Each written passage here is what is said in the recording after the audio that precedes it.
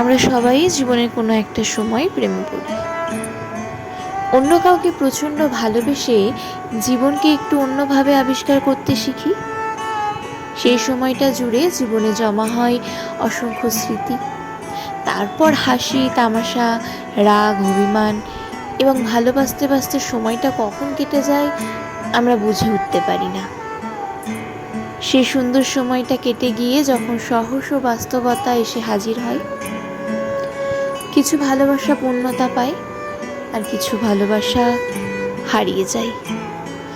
একে অন্যকে প্রচণ্ড ভালোবাসে, কিন্তু ভালোবাসলেও সেই ভালোবাসাটা পাওয়া হয়ে ওঠে না। সেই না পাওয়া ভালোবাসাটা আজীবন বুকের ভেতর মায়া হয়ে থেকে যায়। ঠিক যেমন কাঠগোলাপের সাদা অংশের মতো।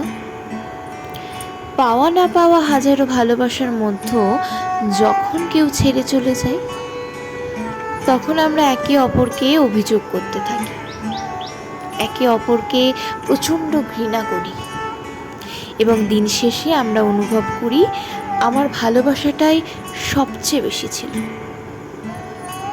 কিন্তু খোঁজ নিলে দেখা যাবে সে হয়তো সেটাই অনুভব করছে, শুধু আমরা সেই খোঁজটাই রাখি না।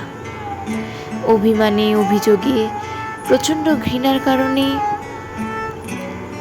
আমরা সেই মানুষটার খোঁজটাই রাখি না।